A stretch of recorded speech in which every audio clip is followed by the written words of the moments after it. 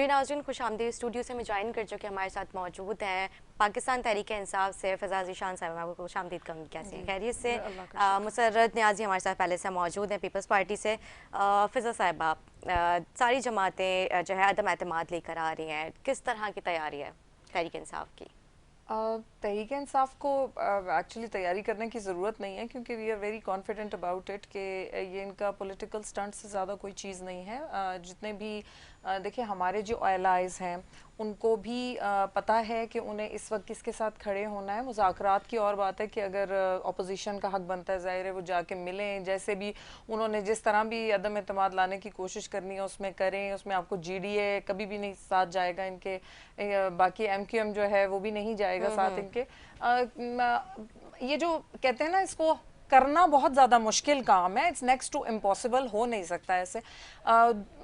इसकी वजह यह है कि देखें, आपको सबसे पहले जब आप अगर लेके आना चाहते हैं अदम एतमाद, तो आपको सबसे पहले स्पीकर को चेंज करना पड़ेगा। स्पीकर को चेंज करना कोई आसान काम नहीं है, उसमें आपको लोगों की मेजॉरिटी चाहिए। आपको तकरीबन देखें 15 MNAs आपको काटने पड़ेंगे हुकूमत के, जो कि 3-4 तो आप काट सकते होंगे कुछ ना कुछ तरीके से, जैसे कि ऑब्वियसली इन चीज़ों में पैसा यूज़ होता है, जो भी होता है, तो उसमें आप वो तो कर सकते हैं, लेकिन आप 15 MNAs, no way, it's not possible, हो नहीं सकता।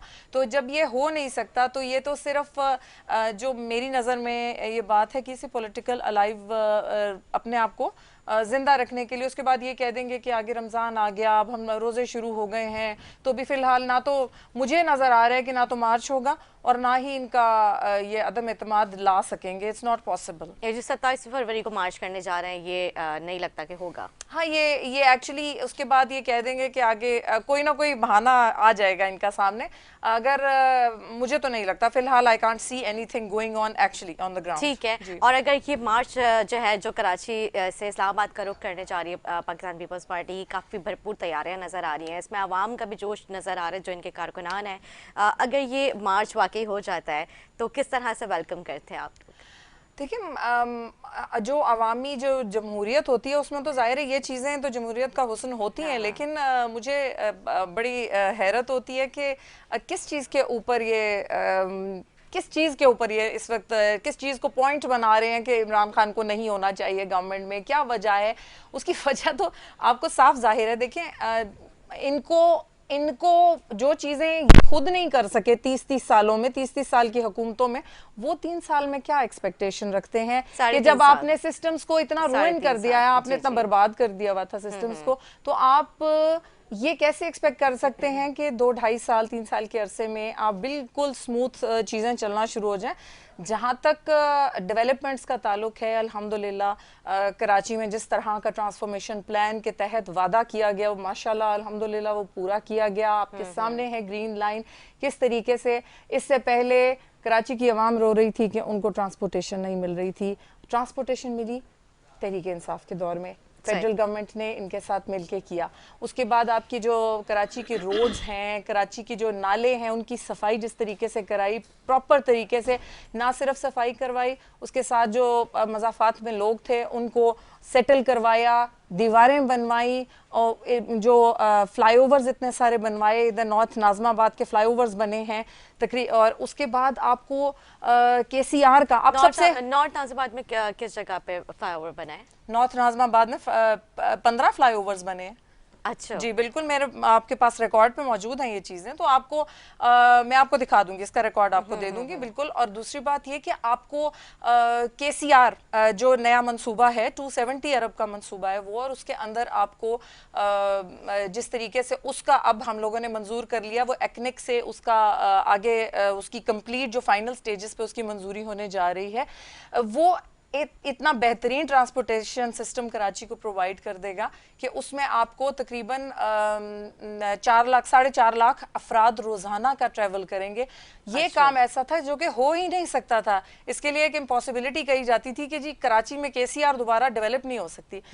पानी प्रोवाइड करने का काम भी जो है वो हमारी फेडरल गवर्नमेंट ने जिस तरीके से उसके ऊपर अब काम शुरू किया, हालांकि उस पर 12 अरब रुपए जाया हो चुके हुए थे पहले के, उसको दोबारा से रेनोवेट किया, उस सिस्टम को दोबारा से इंशाल्लाह मार्च में आपको K4 का मंसूबा जो है वो अपनी पाया तकमील, इंशाल्लाह आगे स्टेजेस उसकी जो डेवलपमेंटल स्टेजेस है उसमें नजर आना शुरू हो जाएगा, पानी इंशाल्लाह लोगों को मिलना शुरू हो जाएगा। लेकिन फिजा मेरे पास इनके आपके K4 मंसूबे के इंजीनियर आ चुके हैं, मुझे उनका नाम बैकरेट याद नहीं आ रहा, वो कहते हैं कि अब इतनी जल्दी मुकम्मल होता हुआ हमें नजर नहीं आ रहा ये मंसूबा। देखिए जो इंजीनियर खुद है वहाँ पे, जो वो मेरे प्रोग्राम में आके उन्होंने मतलब लास्ट वीक ही लास्ट संडे उनसे मेरा प्रोग्राम हुआ था इसी हवाले से, मैंने पूरा K4 पे पूरा प्रोग्राम किया था अपना, तो उन्होंने आके तो वाज़ेह तौर पर उन्होंने कह दिया है कि ये हमें मुकम्मल होता हुआ नजर नहीं आ रहा है। अच्छा, मुस्तकबिल करीब में नजर नहीं आ रहा होगा, लेकिन ऑब्वियसली सानी साहब है आई थिंक उनका नाम। जी जी मैं जानती हूँ उनको, बिल्कुल वो सही कह रहे होंगे, लेकिन ये कि अच्छी लेकिन बात है ना, कैसे क्योंकि अगर हम हो जाएगा ये कंप्लीट नहीं हो जाएगा, मैंने कहा आगे डेवलपमेंटल स्टेजेस में आगे चला जाएगा। जी जी बिल्कुल,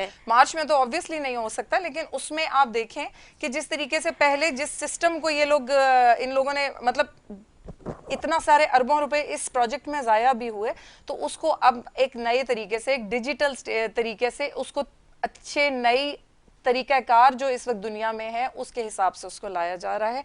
हम लोग कराची में बाकी के जो दीगर मसाइल हैं उनको हल करने के लिए खड़े हैं, जितने काम हो रहे हैं कराची में इस वक्त। अच्छा, अब आप सिंध पे आ जाए, सिंध में बहुत सारे मसाइल हैं। आज अगर हम हेल्थ को देखें तो मुझे बड़े अफसोस से कहना पड़ रहा है कि तकरीबन आपके 15,000 एड्स के केसेस सामने आ गए, और उनका क्यों? क्योंकि ऑब्वियसली जो गवर्नमेंट है, सिंध गवर्नमेंट है, उसने आगाही मुहिम नहीं की इसके सिलसिले में। इसमें तो प्रिवेंशन ही होती है ना एड्स के हवाले से, वो नहीं हुई। आप देखें बीमारियां जो हैं ये मतलब हम लोग जो कोरोना के बारे में बात करते हैं, तो यहाँ पे एक एक आदमी के जिस्म में इस वक्त जो कोरोना की वैक्सीन दौड़ रही है, वो अल्हम्दुलिल्लाह फेडरल गवर्नमेंट की मरून मिन्नत थी, हम लोगों ने जाके ये प्रोवाइड करवाया, जाके ये हुआ। वरना इधर I am so sorry to say, लेकिन अफसोसनाक सूरत हाल ये है कि कुत्ते के काटने की भी यहाँ पे वैक्सीन नहीं मिलती। यहाँ पे हमारे थर में अभी भी मतलब कुछ ऐसी अजीब व गरीब बीमारियों से वहाँ पे बच्चे मर रहे हैं जो कि रोज़ाना की उसमें रिकॉर्ड पे आता है, और कि वहाँ पे भूख से अभी भी बच्चे मर रहे हैं। तो ये सूरत हाल इंतहाई अफसोसनाक है, हमें इसके ऊपर काम करना है। हम चाहे मिल के काम करें, बिल्कुल करना चाहिए। बिल्कुल अच्छी बात की आपने, हमें चाहे मिल के काम करना पड़े। लेकिन फिजा साहबा, मेरा भी एक सवाल यहाँ पे बनता है, जो खुद लोग बेरोजगारी की वजह से खुदकुशियाँ करते हैं, उसके जिम्मेदार कौन है?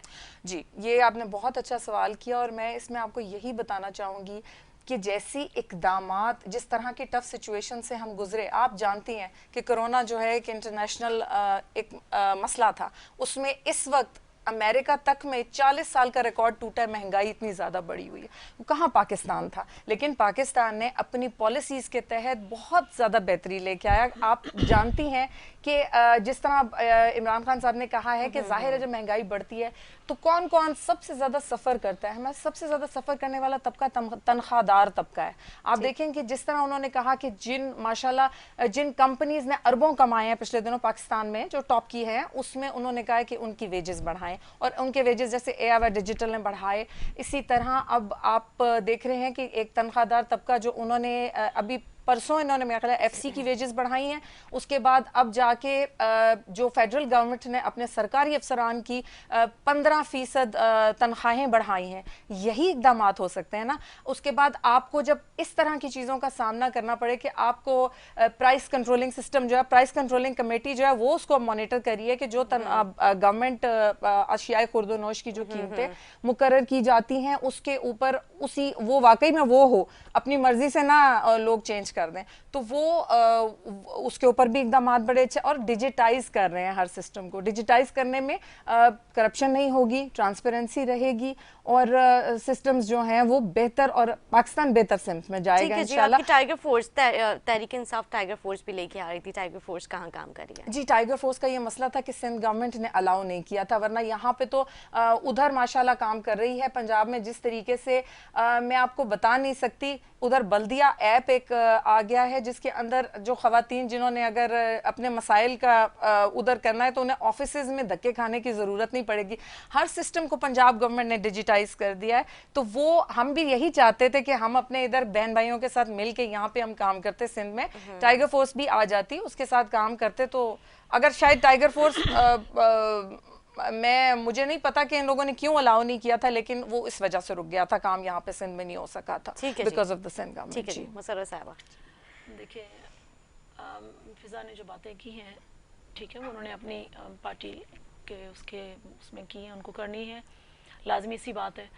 और बात दरअसल ये है कि काश कि ये लोग आवाम की बातें कह रहे। बात दरअसल ये है कि मैं जो देखती हूँ पाकिस्तान के अंदर तरक्की, तो जो तरक्की मुझे नज़र आ रही होती है, जितने भी पीटीआई के मिनिस्टर्स हैं, वो तरक्की जो बताते हैं वो सिर्फ मैं टीवी पे देखती हूँ और आवाम भी टीवी पे वही देखती है। मुझे वैसे पता नहीं, शायद ऐसा कोई माइक्रोस्कोप अभी तक इजाद नहीं हुआ कि जिसमें हमें वो तरक्की नज़र आए।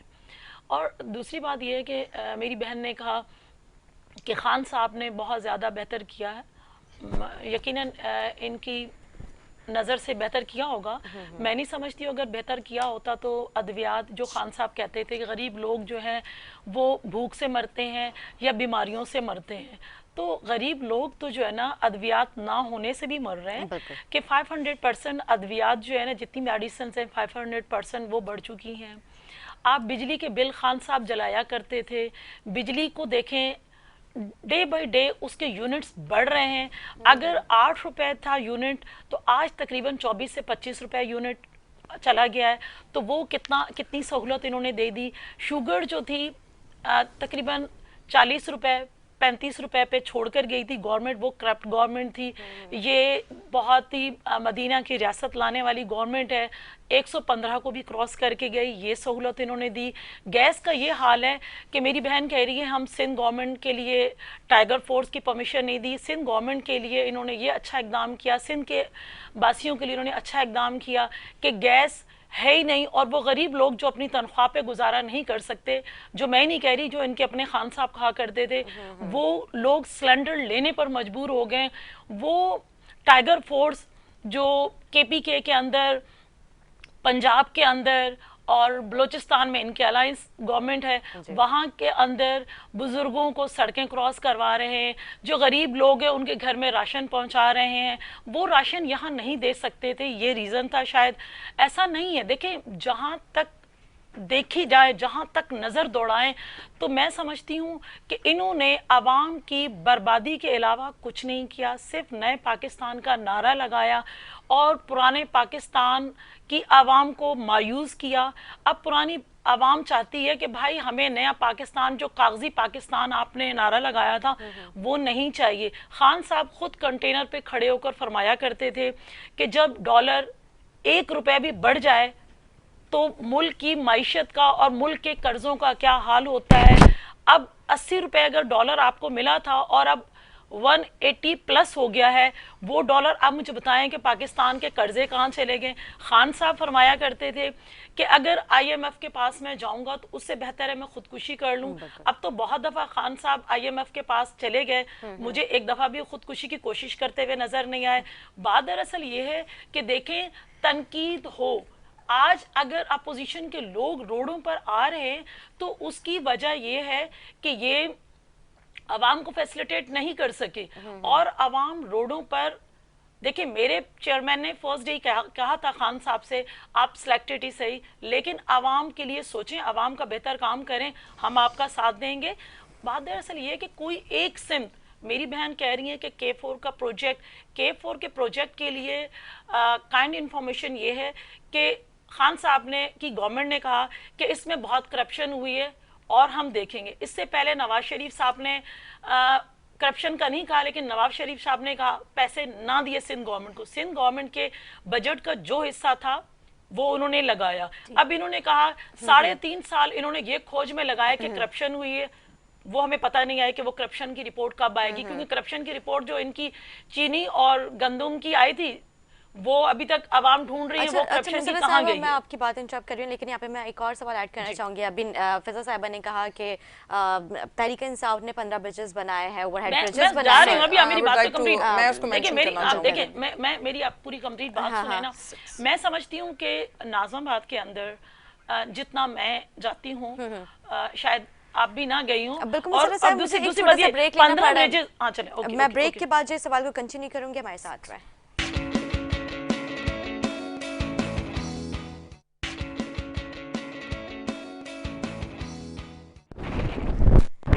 नाज़रीन खुशामदीद, आपने संभाल मिस्टर साहिबा कर रहे थे वो ब्रिजेस के हवाले से, तो मैं चाहूँगी कि हम उसी जाहिर सी बात है, मैं कराची के अंदर रहने वाली हूँ, मैंने आँख कराची में खोली है। तो जहाँ तक मेरी नाकिस मालूमात हैं, हो सकता है उसमें कमी बेशी गलती कोताही हो सकती है, लेकिन ओवरऑल कराची के अंदर जो है ना, टोटल जहाँ तक मैंने देखा, अब जो नई फिगर्स आई हैं जो अभी बनवाए गए हैं, उनको अगर इंक्लूड ना करूँ तो पुराने जो थे वो तकरीबन टोटल 28 ब्रिजेस हैं पूरे कराची में।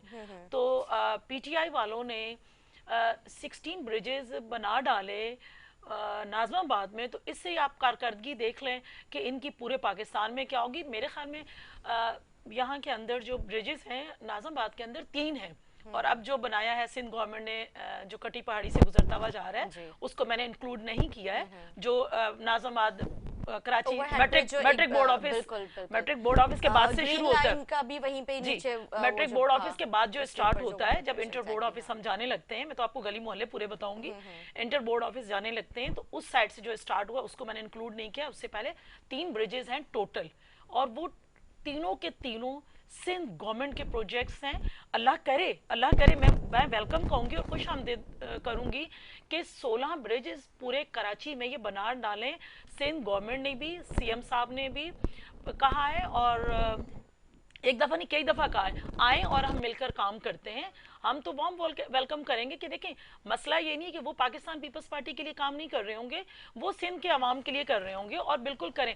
एक बात ये कि मेरी बहन ने, मैं एक सवाल का काफ़ी जवाब देना पसंद करूँगी। मेरी बहन ने थर की बात की, क्या थर उस वक्त वजीर आजम साहब को भूल गया था कि थर पाकिस्तान का हिस्सा नहीं है, या थर सिंध का हिस्सा नहीं है, कि जब बुरे हालात आप समझते हो कि मुल्क के अंदर मौजूद है, तो हजारों टन गंदम आप खैर सगाली में इधर अपना भेज रहे हैं अफगानिस्तान, तो आपको पता नहीं चला कि थर में भूखे बच्चे मर रहे हैं बकौल इनके। तो वो लाखों टन गंदम थर में क्यों ना आई? ठीक है, ये चीज मैंने उसको क्लियर कर दिया। अगर कुछ ऐसी चीज रहती है, कहने लगे कि मुझे समझ में नहीं आता, मेरी बहन ने कहा मेरी समझ में नहीं आता कि जो अपोजिशन वाले, यानी स्पेशली पाकिस्तान पीपल्स पार्टी क्यों प्रोटेस्ट कर रही है। मैं बताती हूँ, इनकी शान में जो गुस्ताखी करने जा रही हूँ मैं, वो है बिजली गायब, जिसके बिल आप देखें 28-29 रुपए यूनिट चला गया, अभी 3 रुपए बढ़ा लें तो और उरूज पे पहुंच जाएगी। गैस गायब, और गैस के आप देखें बिल जो बढ़ गए, वो पेट्रोल कहाँ 148 रुपीस जो बैरल था जब सिंध के पास थी, या दूसरी गवर्नमेंट जो करप्शन वाली गवर्नमेंट है इनकी नजर में उनके पास थी, तो उस वक्त 100 रुपीस था पेट्रोल, ठीक है, पर लीटर। आज जब आलमी सतह पे 88 रुपीस बैरल है, अब आप जो है ना 150 को क्रॉस होते हुए नजर आ रहे हैं आपको, ये इस पे कर रही है। आपकी जो आपको शुगर थी 40 रुपीस थी, वो 115 को क्रॉस कर गई, इस पे कर रही है। आपकी जो क्या कहते हैं अशय खुर्दनोश हैं, वो एक आम आदमी की दस्तरस से दूर है, इस पे कर रही है। आप जो लोग खुदकुशियां कर रहे हैं, जो खान साहब ने 1 करोड़ नौकरियां दे दी हैं, उस पे कर रहे हैं हम। 50 लाख घर दे दिए, हम उस पे कर रहे हैं। हम आपके यू टर्न्स पे कर रहे हैं, हम आपकी दयानादारी पे कर रहे हैं, हम कर रहे हैं जो आप रियासत मदीना लाए, हम उस पे कर रहे हैं। हम ये कर रहे हैं कि लोग भूख से मर रहे हैं, 2 वक्त की रोटी नहीं है गरीब आदमी के पास। खान साहब का 2 मियाँ बीवी का 2 लाख और अब 8 लाख से गुजारा नहीं हो रहा, और अब गरीब आवाम 18,000 को रोती रहे, उस पे कर रहे हैं। तो फिर आप मुझे बताएं, इससे बड़ा जुल्म क्या होगा कि आवाम जो है ना एक वक्त की सुख की सांस नहीं ले सकती, और आप कहते हैं कि जी हम किस पे कर रहे हैं। ये बात अफसोसनाक बात है। आपको लग पता जाएगा कि जब आवाम कराची से जाएगी, इस्लामाबाद तक पहुंचेगी। खान साहब ने, मैंने थोड़ी देर पहले भी कहा, खान साहब खुद फरमाया करते थे कि जहां 500-600 अफराद आ जाएं तो समझ लें कि करप्शन हो रही है और वजीर आजम को घर चले जाना चाहिए। और खान साहब ये भी फरमाते थे कि जब मुल्क के अंदर बेरोजगारी, और खुसूसन कहते थे कि जब महंगाई हो तो समझो वजीर आजम चोर है। तो अब महंगाई तो उरूज पर है, मैं क्या कहूँ। जी अच्छा, सबसे पहले तो मैं ये बताना चाहूँगी आपको कि इन्होंने जिक्र किया कि जी बिजली जो है वो बहुत ज़्यादा महंगी हो गई है। देखें, एनर्जी क्राइसिस जो है ना, जब भी कोई गवर्नमेंट उस अपनी इक़्तिदार में होती है और जाते वक्त वो ये कह देती है कि जी हमने जो है ना वो सारे फैक्ट्स, हम बिजली का जो मसला है ना जी हमने तो कर दिया हल, और सारे और एक्चुअली होता ये आया है पिछली दौरे हुकूमतों में पीपल्स पार्टी और नून लीग के कि इन लोगों ने बहुत महंगे बिजली के मुआहदे किए।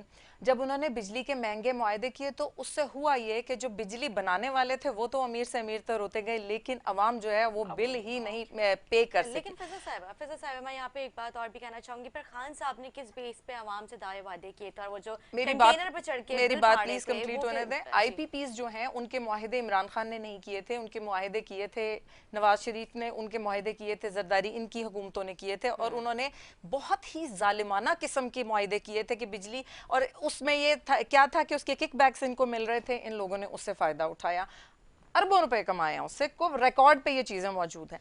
उसके बाद आपने मुझसे जिक्र की, आपने मुझसे बात की है, इन्होंने भी इस बात का तनकीद किया मेरे ऊपर कि कौन से अच्छा नॉर्थ नाज़माबाद में 6 फ्लाईओवर बन चुके हुए हैं, 6 flyover. I would like to correct myself, जो अगर उसमें मेरे से कुछ हुआ गलती हुई होगी तो उसमें हाँ वो लिखने में एक्चुअली पढ़ने में गलती हुई थी मेरे से। जो हमारे 6 फ्लाईओवर्स हैं, उसके बाद हमारी नेपियर रोड 6.4 किलोमीटर की बनाई पाकिस्तान तहरीके इंसाफ में, प्लीज लेट मी कंप्लीट। हमारी निश्तर रोड 6.3 किलोमीटर, ये आप पहले बोलना, 6.3 नहीं, मैं रोड की बात कर रही हूँ। 6 फ्लाईओवर्स हुए, नेपियर रोड 6.4 किलोमीटर की, निश्तर रोड 6.3 किलोमीटर की, और हमारी मंगूपीर रोड ये फेडरल गवर्नमेंट करवा रही है। ये सारे काम हो रहे हैं ऑन ग्राउंड, आप चेक कर सकती हैं। मंगूपीर मेन रोड जो है, जो जी मंगूपीर, जी बिल्कुल मंगूपीर मेन रोड जो है वो पाकिस्तान तहरीके इंसाफ बनवा रही है। अच्छा 52 fire brigade, sorry for interrupt, मैं मुझे पूछना था कि जो मेन रोड है वो वहाँ पे अभी काम स्टार्ट हो चुका है या काम स्टार्ट हो चुका है? It's in the process. Okay okay, इस तरह मैं बात मैं आपको पहले ही कह रही हूँ कि देखें। अच्छा उसके बाद हमने 52 फायर ब्रिगेड्स हमने मुहैया किए कराची में। इस वक्त जो भी यहाँ पे प्रॉब्लम होती है उसको, हालांकि ये काम 18th अमेंडमेंट के हक इन्होंने रखे हुए सारे, लेकिन काम कौन कर रहा है? काम फेडरल गवर्नमेंट कर रही है इसके अंडर।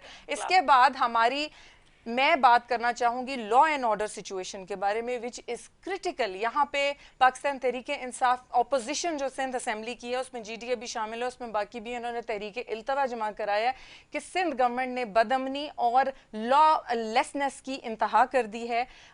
तकरीबन 2021 में आपके 2000 गाड़ियाँ कराची में ये चोरी हुई हैं, आपके 51,000 मोटरसाइकिल्स चोरी हुई हैं, आपके 25,000 मोबाइल्स चोरी हुए हैं, आपके हज़ारों केसेस, आपके हज़ारों नहीं हंड्रेड्स में आते हैं। फिर आप कहेंगे मेरा करेक्शन हो जाती है, गलती हो जाती है, तो उसमें केसेस आ जाते हैं, उसमें जो होते हैं अगवा के केसेस आए हुए हैं, और उनके ऊपर कोई हिकमत, उनके ऊपर कोई उनके होते हैं ना मंतकी अंजाम तक पहुंचे, जिसके सिलसिले में लोगों को जो जिन प्रॉब्लम्स का सामना होता है, जिस किस्म के केसेस यहाँ पे आपने देखा, जो नौकोट में केस हुआ है जिसमें कि गैंग रेप हुआ है। उसके बाद आपने देखा होगा कि जो शहीद मोहतरमा बेनज़ीर भुट्टो यूनिवर्सिटी के अंदर हरासमेंट के केसेस हुए हैं, उसमें मैं कहती हूँ, मैं बिलावल जरदारी से रिक्वेस्ट करती हूँ कि आपकी माँ के नाम पे ये यूनिवर्सिटी बनी है, उन औरतों वहाँ पे जो बच्चियां रह रही हैं उनके तो कम से कम इज्जत का इनको इसके सिलसिले में स्टैंड लेना चाहिए, हक बनता है इनका कि ये लें। अच्छा लॉलेसनेस के बारे में ही बात हो रही है आपसे, तो कराची में ये हालात इस तरह के इस मंच पे पहुंच चुके हैं कि आपको लियारी गैंग वॉर के लोग भत्ता लियारी में इस वक्त उन्होंने दोबारा लेना शुरू कर दिया। तो मैं आपको बताना चाह रही हूँ कि जिस किस्म की ये पार्टी है, जिस किस्म के इनके लीडर्स थे, जिस किस्म की चीजें ये लोग लेके सियासत कर रहे थे, वो अब दोबारा से वो चीजें निकलना शुरू हो गई, वो नजर आना शुरू हो गई। सिंध गवर्नमेंट का काम बनता है कि कराची में लॉलेसनेस को खत्म किया जाए। Law and order situation is disastrous in Sindh, पूरे सिंध में भी आप कारोकारी के केसेस बढ़ गए हैं। तो ये चीजें जो हैं इनके ऊपर काबू पाना बहुत ज्यादा जरूरी है। हम अपने हत्तुल मकदूर जितना हमसे हो सकता है हम अपने उसमें भी जाके कराची के लिए पूरा काम करें, लेकिन यह कि ये इन लोगों की जिम्मेदारी बनती है। हाँ, मैं इसमें ये भी ज़रूर कहना चाहूँगी, जैसे आपने महंगाई की बात की और मैंने आपको ये बताया कि 15% वेजेस बढ़ाई सरकारी अफसरान की फेडरल में, तो ये सूबों को भी करना चाहिए, पंजाब को भी करना चाहिए, सिंध को भी करना चाहिए इसमें, कि इसमें तो बहुत ज्यादा सरकारी अफसरान होते हैं जो उनकी तनख्वाहें ये बढ़ाएं ना, ये हमारे साथ इसमें उनका भी फर्ज बनता है कि ये लोग भी उनकी तनख्वाहें जो है 15% बढ़ाएं।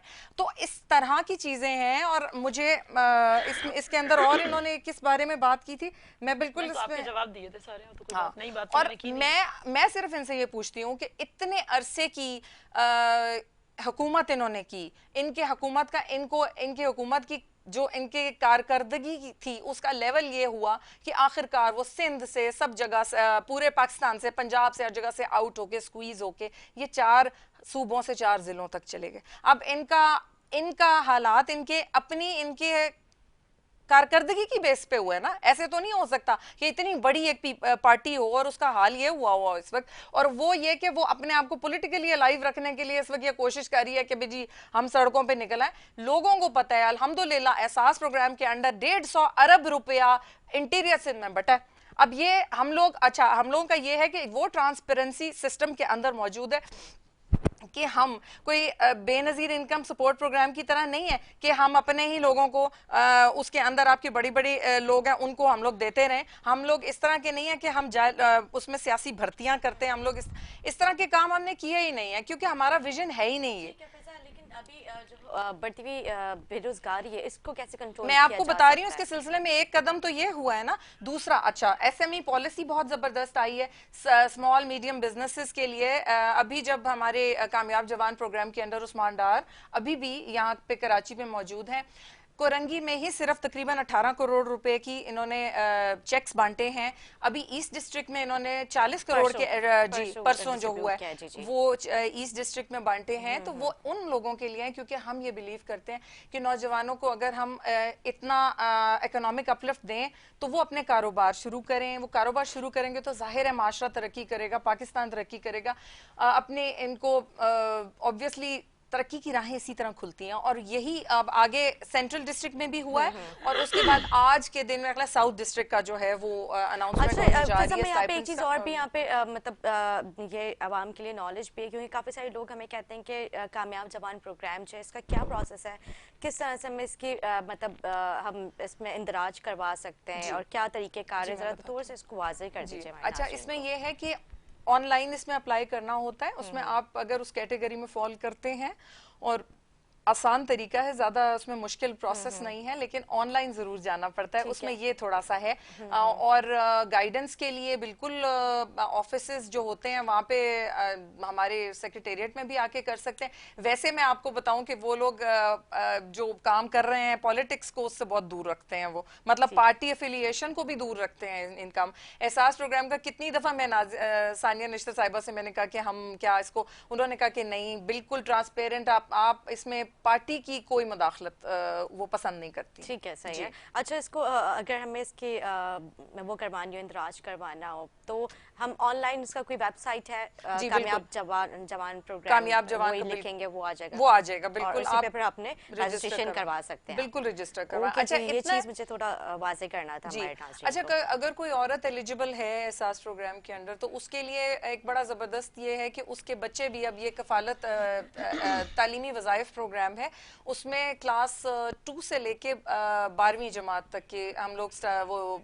हर महीने उनकी फीस जो है वो उस औरत जो रजिस्टर हो गई उसके बच्चों की एहसास प्रोग्राम के थ्रू हो रही है। और क्या एज लिमिट है इसमें? नहीं, एज लिमिट नहीं है, बस बच्चों के दाखिले तो आपको पता है वो 12वीं जमात तक के।